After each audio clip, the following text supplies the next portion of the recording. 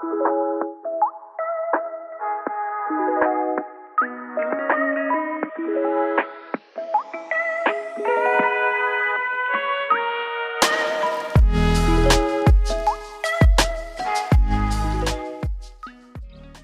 everyone, and welcome to Ask an Architect Season 2. We're very excited to be reviving this old series. I'm Cooper Moore. I'm the host today. I'm the AIS president, and we have a very special guest joining us today, and I will let them introduce themselves before we get started.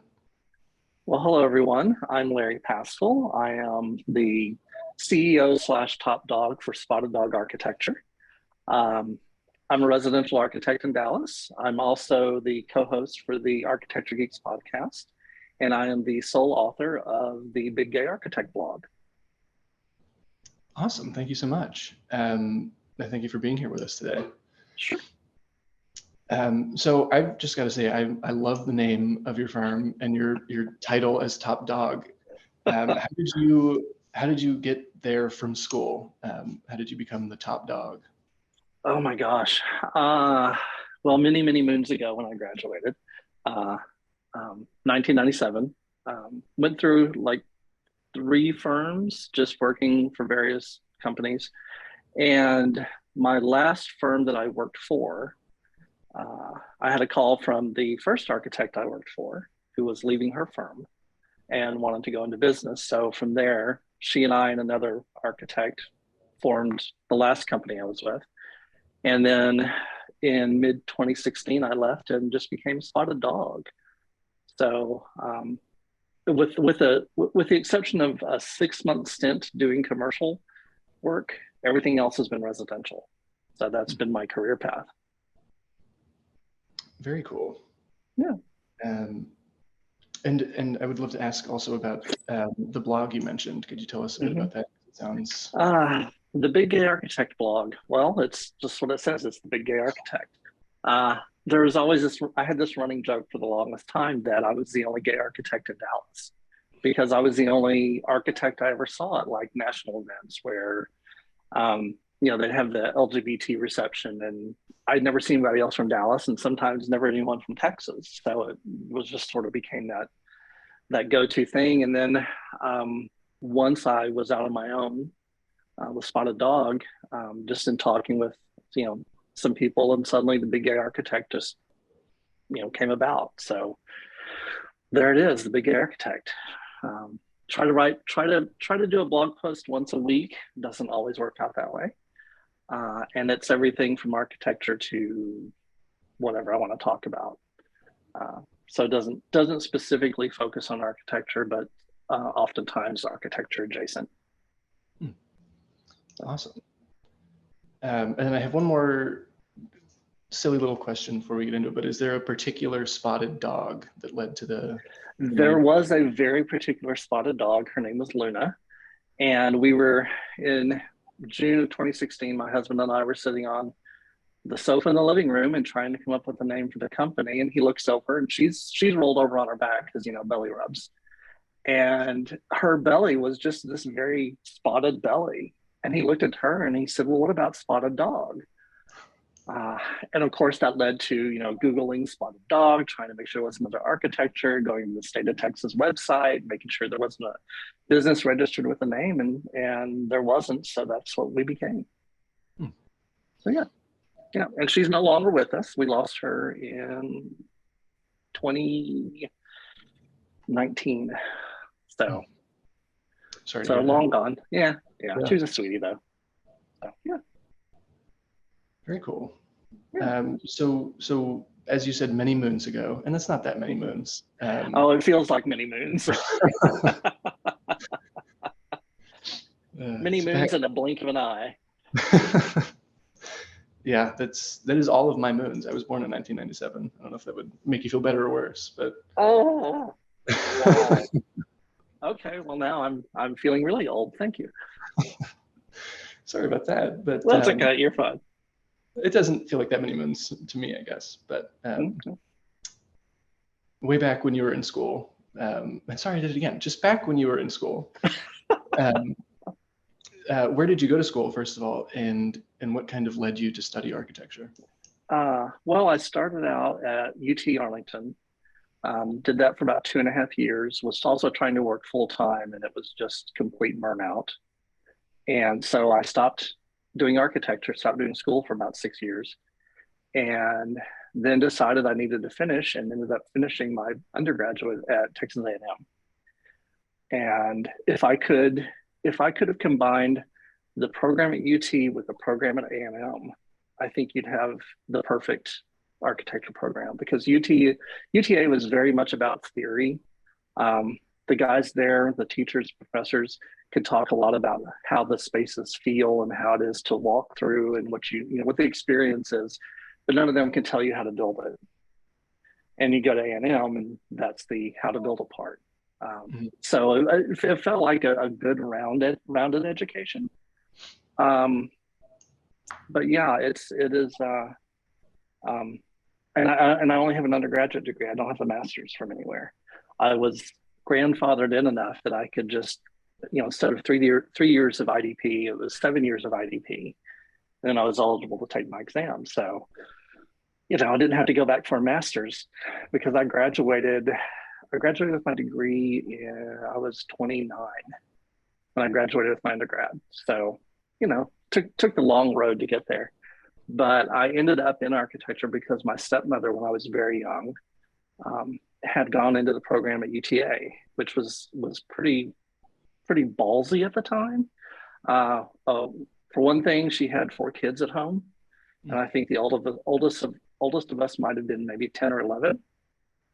And I would catch her in the kitchen at 2 o'clock in the morning working on projects like any architecture student. You're up all night.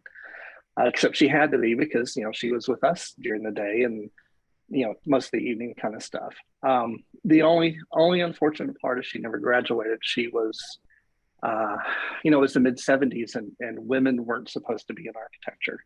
So her last studio that she took, the professor, he gave her great grades through the entire course, and then flunked her at the end of the semester because women don't belong in architecture. Oddly enough, when I went back to when I decided to go into the architecture program, he was one of my professors. He'd been there that long. This was 90, I think, 89 or 90 when I went into the program, and he was still there teaching. And I don't think his attitude had really changed at all, because you could watch him in studio with the female students and know, this is still the mindset. So yeah. That's sort of how I ended up. She quit going to school, and I ended up with all of her architecture stuff in my bedroom. So yeah, I would say it's her fault. For better and for worse. For better and for worse, yeah. Well, I think it's a pretty unique story. You don't hear many stories like that. It's a lot of Legos that get people excited about architecture as kids. And I think now more so it's Minecraft that we're hearing from all the kids. Like the younger students all played Minecraft growing up, and they thought that would make architecture a very cool profession. Well, I did have a friend years ago who she knew at about age 4 or 5. That's what she wanted to do. She just knew. She was like, I think she saw her first Frank Lloyd Wright house, and she was just like, I want to do that. And that was, so she knew through high school and, into college. She knew that's exactly what she wanted to be. So, yeah. Wow. Did you have any courses in high school? I don't think a lot of places. No, none at all. No. Actually, I had anticipated becoming an attorney at one point. So a little bit of journalism, a little bit of law. Very fascinated with history. So I thought that could make a good pre-law. And I got a little bit into it and was like, no, you know what? This is not interesting to me. And so flipped over to architecture. My niece, who is an architect in New York, in Albany, she went to college. Her first year, she focused on music. And then after her first year, she said, I really don't want to do this. I want to do architecture. And then got her architecture degree from Texas Tech and her master's from UVA. So yeah, I don't know if that happens a lot. I don't know if there's a lot of architecture students who start doing something else first. I know that there are a lot of architecture students who are now business majors. because they've gotten burned out, or they just decide it's not for them midway through the program. So yeah. Yeah, I mean, I also thought about law. It's funny you say that. It was also kind of my thinking. I love history, and I thought maybe I'll do that. And then I took one like introductory course in high school at a local college, and I could not stand it. It was so boring. I said I'll do anything else, something creative. And that's kind of how I ended up there myself. Well, so where did you go to school? I went to Kent State, outside of Cleveland, Ohio. Oh, okay. Yeah, I'm from Pennsylvania, and it was closest architecture school, but not too close that I was still felt like I was living at home or anything. Yeah, well, that's nice. yeah, close enough that I could go home and see my family, but they wouldn't surprise me on the weekends. Right, exactly. So what else? Let's see. What else? I'm gonna start interviewing you. Yeah. Yeah, the AIS hears from me enough. That wouldn't be. Would be unusual, yeah. Okay. So you mentioned at Spotted Dog that you do a lot of residential work. Mm-hmm. Is there a project that you are most proud of that you could tell us about, and why that would be? Most proud of?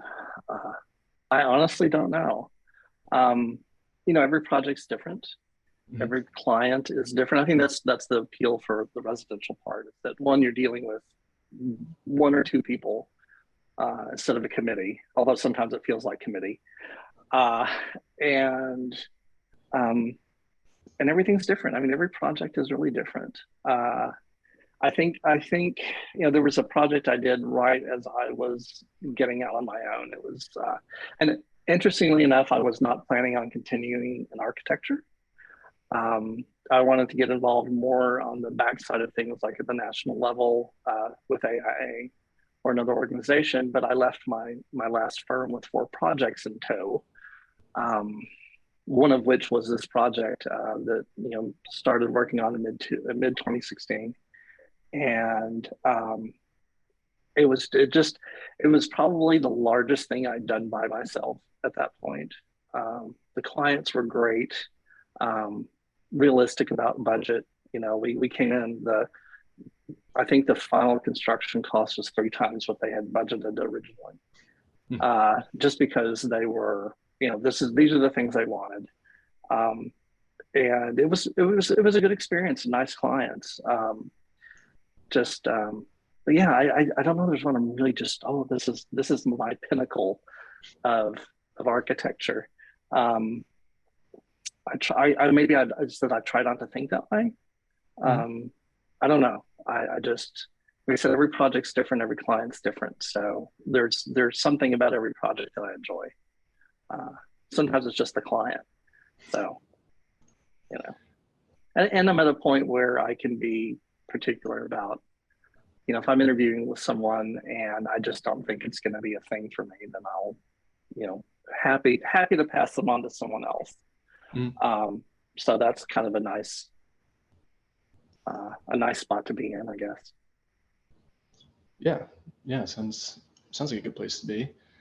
And then for our listeners who are still in school and maybe aren't exactly sure where they want to go with their degrees when they get out, what kind of separates residential from some other types of architecture that they could go into? What separates them? A lot of code. Code's a lot easier. Zoning tends to be easier. You're not dealing with multiple people. University projects are particularly challenging because you're not just dealing with the university people, you're dealing with the university facilities people, you're dealing with the university system at the main campus or the main location. Those people, much more complicated process. I would assume the same would be for any sort of institutional or high-rise or investment development group. I do have a friend who's done a lot of townhomes, and no matter where they start, that's never where they end, because the developer's dumbing it down as much as he can to make it as cheap as possible to get his profit up as much as he can.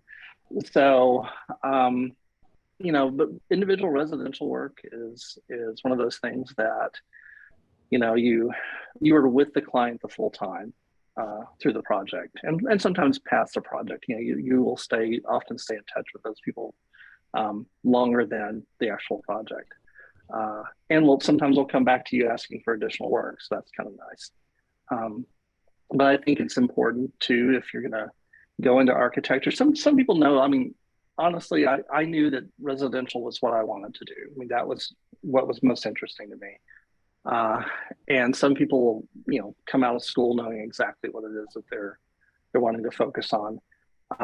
But if you don't, then try 3 or 4 different firms and get a feel for what you think would be good for you, and then find a place that you think you'll enjoy working. I think the biggest challenge for students coming out of school is they don't remember that they have to interview the people that they're interviewing with. Mm-hmm. They're going up in front of people, and the other side of the table is typically the one asking questions, but I think students don't realize that they should be asking questions as well. So get a feel for who you're going to work for and make sure that that's going to be the best fit for you.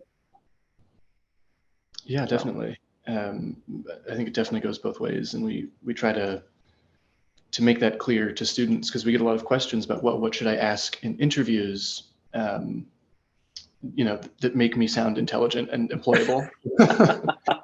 but also it is a two-way street, and they need to know that it's a good place that supports them, and someplace they want to work. So are there any questions that you think that might be good for them to ask? I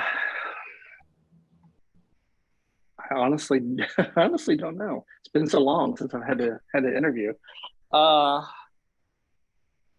think think about what's important to you as, okay, I'm going to work somewhere. What's going to be important to me as a first-time employee? What do I want to get out of this? And be able to ask that question. These are the things I am interested in.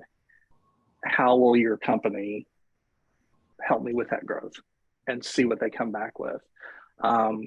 We were talking with a young architect. I guess he was still in school at the time, but he had interviewed with a firm for a summer internship, and they were asking all sorts of questions about his Revit abilities and his modeling abilities, which honestly wouldn't surprise me, because, well, your summer intern, they're going to crank you out basically. And as it turned out, they were so curious about it because they were converting to Revit. And instead of spending his summer internship drawing and learning about architecture, he spent his summer internship teaching the office how to use Revit. And that's what he spent his time doing. So, he didn't think to ask, why are you so interested in this? He just made the assumption that he would be doing, drawing and rendering. So you have to think about what's important to you and be able to ask that question. From a queer perspective, as community firm, be ready to ask them, what's their policy on diversity? What is their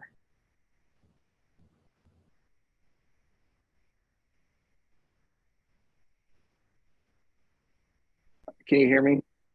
Are you there? Yeah, you're back. Okay, sorry, you just completely froze. Yeah.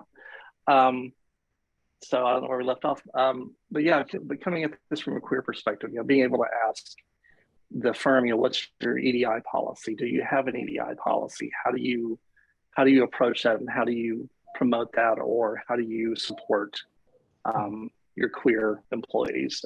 And just from any employee, it's the potential for firms to check a lot of boxes to show that they are diverse, but at the same time not actually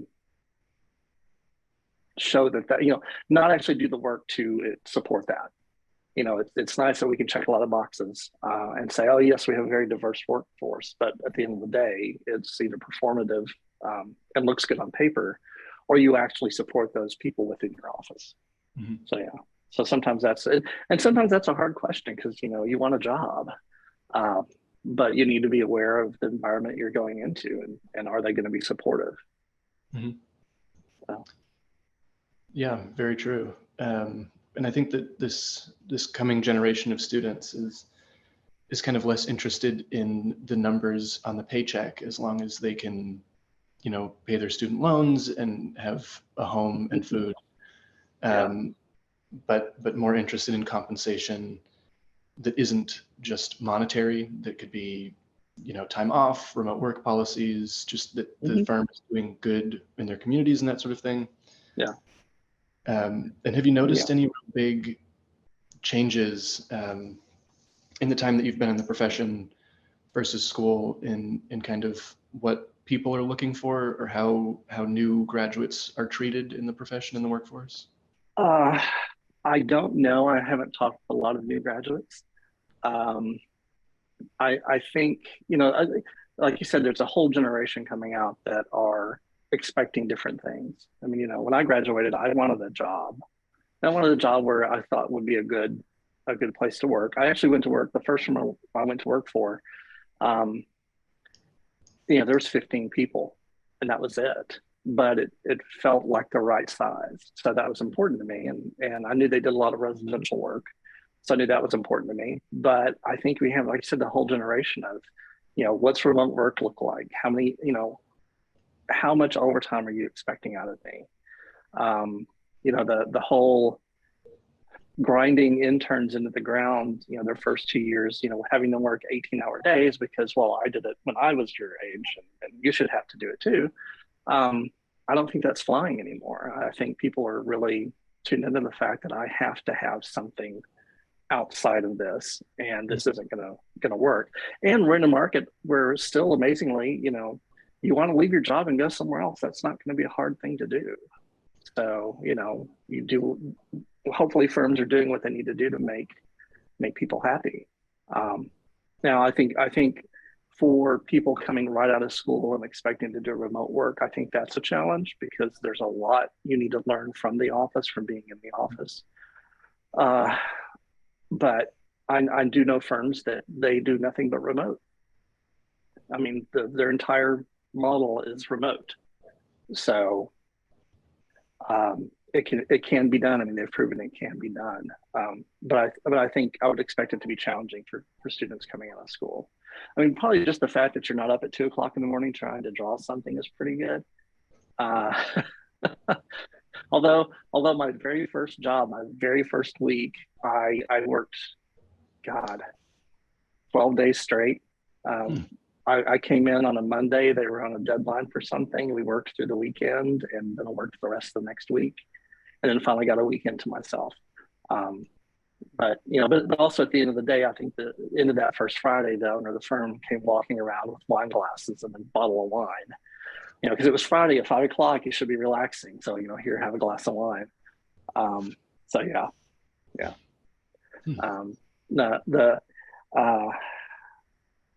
I don't know what else to don't know what else to add to that. How did you become AIS president?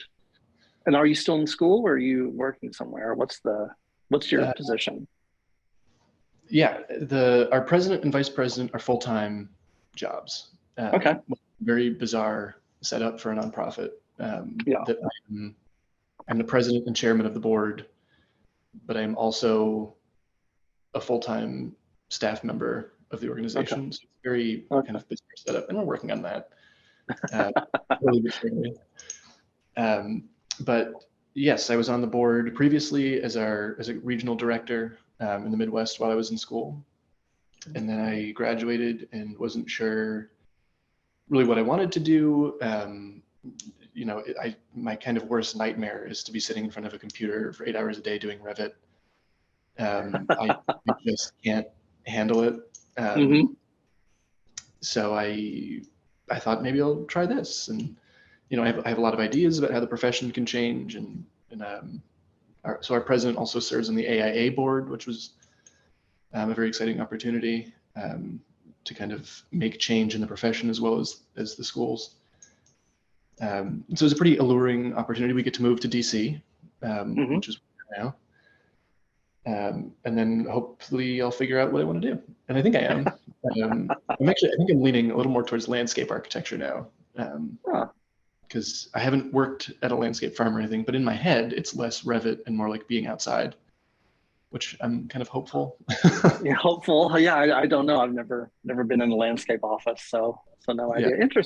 Interesting. So do you guys have an executive, or is it just Yep. the board and the okay? So you do have an executive that's actually Yes, we have an okay. executive director and 5 other full-time employees. Wow. Yeah, 2 of us, Nicole is our vice president, and I as the president are on the board and the staff, Okay. which again is very weird. And then we have a board that's, I want to say 14 members, Wow. and it's a student majority, which we're very proud of. That's Most good. of our members are current students, or like Nicole and I in our first year of post-grad. Okay. Yeah, so it's a pretty good setup. We have liaisons from the AIA, NCARB, NOMA, and the ACSA. So we're very tied in with all of them and make some good change. Yeah. Good. Interesting. Yeah, it's very, sorry, just yeah, it's a very interesting position, and I mean, that's probably the question we get most often is like, so where do you work? And we have to say the AIS. It is a full-time I kind of work thing. here. Yeah. Yeah. Yeah. Which summit are you? Which summit are you heading to today? What is it? It's the AIA Leadership Summit. Okay. It used to be called Grassroots. I think this is the first year. Grassroots. Okay. So there was what used to be grassroots. Okay. Yeah. Cool. Yeah. So I'm excited. I mean, I don't really know what to expect because I'm not a component executive or president or anything. Mhm. But I am excited. It'll be good. We're going to the Hill on Wednesday. We're going to go lobby. Oh, fun. Yeah, some congresspersons. And I think they've given us some topics to focus on, and I'm going to go there and talk pretty much exclusively about student debt. Good. Yeah, it'll be exciting. Yeah. It is a fun job, and it's different every day, which is good. Well, I would imagine it would be different every day. So Yeah. that's good. Yeah. Well, you never know. You may get another year into this and think, maybe this is what I just need to do. Yeah, I definitely like the policy kind of stuff. I mean, this advocacy work is very exciting, and I certainly sleep well at night. I feel like I'm making a difference and I'm doing good things. That's good. So I'm kind of dreading what comes after this job because it's only a year. We're done in August. Yeah. And then figure out, could I actually put up with Revit for long enough to get a job at a firm? I don't know. You never know. I mean, the other thing too is there are a lot of different organizations, and if that's something, if organizational work is you're finding it enjoyable and rewarding, that may be where you look. The guy who's the executive for the LGBT Chamber of Commerce in Dallas used to work for Bank of America, and he got into chamber work. I'm not 100% sure where, but he loves doing it. It is. I mean, it's a lot of organizational work, and it's talking with other chambers, and it's talking. Their legislative day, I think, is this week. They're going to the Texas legislature. Not that it will do any good, but they are going there, and he loves doing it. I mean, there's an amazing amount of information that he knows that he has garnered in the time he's been doing this. He's been the chamber president, I think, for about, God, I want to say close to 15 years now. And then he had other chamber work prior to that. So he just is this little, mountain of information, and he loves doing it. So you never know. I mean, this could be the thing for you, and there may be a position somewhere. But anyway, what else do you want to know?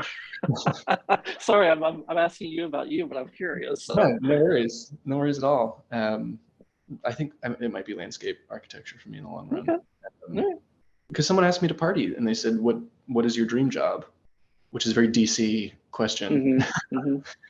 And I said, "Well, I've always my whole life said, well, it's not really my dream to work. I don't really have a dream job. There are things that I want to do, but I want to do them not as a job, but because I like to do them. Sure. Even if those things are a job. But I said, I think I just want to plant trees, and it just felt so right that I don't know. I think I just kind of stumbled on it, and then combining that with an architecture degree, so I didn't waste 5 years of my life. and however many tens of thousands of dollars I spent on that degree. So Yeah, yeah. I was talking with a student one year, and I think I mentored him for about a year and a half, and he got to the end of his degree and decided that he didn't want to do architecture. I'm like, well, have fun telling your parents that. yeah, And I follow him now on Instagram, and he is that's not really what I think of as architecture, but it's architecture adjacent what he's doing. I think it's more urban planning ish kind of stuff, but maybe not the architecture part of it. But anyway, so he's still in the field somehow related. But Mhm. yeah, but he was, he's getting ready to graduate with his BA, and yeah, decided I don't think I want to do architecture. I'm like, okay. You better late than never, I mean, Yeah, yeah. Well, hmm. you know. Well, I have a question here that I really like, and I think we might end up asking this like every episode, but Uh, what's your hottest take on architecture? Like any opinions that my aren't conventionally held? hottest hottest take on architecture. Um, oh God, I'm going to say this, and someone's going to crucify me. Frank Gehry is a hack. I started getting into online back and forth with this guy on the AI knowledge community board about he somebody published the list of the best 10 pieces of architecture, and of course, oh my God, there wasn't any Frank Gehry on here, and I'm just this on and on, and I'm like, well, yeah, but Frank Gary's done the same building over and over and over again, and yay for him and software, but Mhm. what's new? What's next? And so it just is one of those things that just gets me. Um, I think there's also the thing of we have to learn to not take ourselves so seriously. Mhm. Um, architecture should be fun. If we walk around talking like we have a stick up our butt, that makes us inaccessible to people or unapproachable. And we shouldn't be those people. So I have not worn a tie in I can't think how long. Most of my work days, if it's decent enough outside, I'm in shorts and a polo and a pair of Converse. And I will go to client meetings dressed as such because it's architecture and it's not, we don't all need to wear black. We don't all need to wear turtlenecks. We don't all need to wear Philip Johnson spectacles. I mean, it's that whole thing. But yeah, I think we need to learn to take ourselves a little less seriously and enjoy what we're doing, and hopefully people will see that and think, okay, instead of going to the contractor first, Mhm. they will look and think, okay, I really should talk to an architect because we don't present ourselves that way. So how's that? I think those are very good takes. Yeah, I Yeah, think the Frank Gehry thing is going to get me in trouble. Uh, but it might be a more popular opinion than you think. I yeah, don't know. It's yeah, I think we should always be evolving, and I think if you do the same type of or same form of project over and over and over again, at some point you've stopped. Mhm. Um, and so what's next? That kind of thing. Yeah. And I have a feeling that Mr. Gary won't be listening. Yeah, Um, I'm sure he won't, but there'll be some student who's going to be like, oh my God.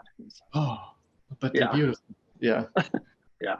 But hopefully, architecture, you've got to be able to take some criticism. You've got to be Oh, able to sure. have a critique. Sure. I So, mean, if you're in school, you better be able to take it because you're going to get it. Yeah.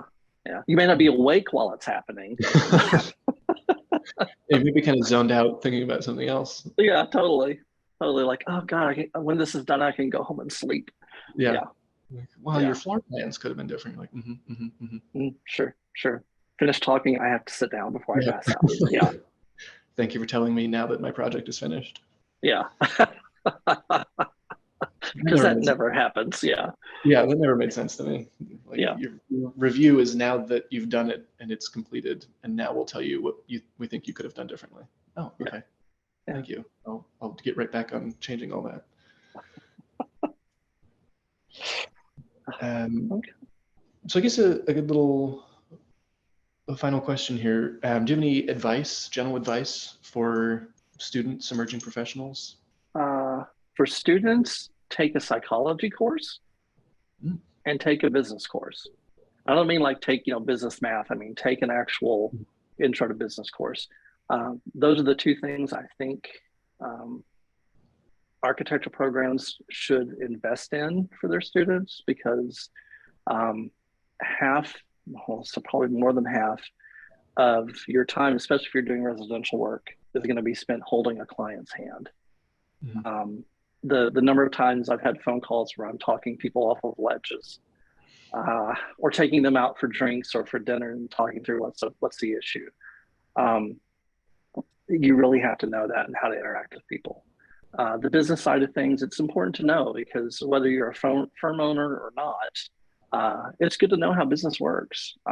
Especially if you think you will own your own practice someday, it helps to understand the business side of things.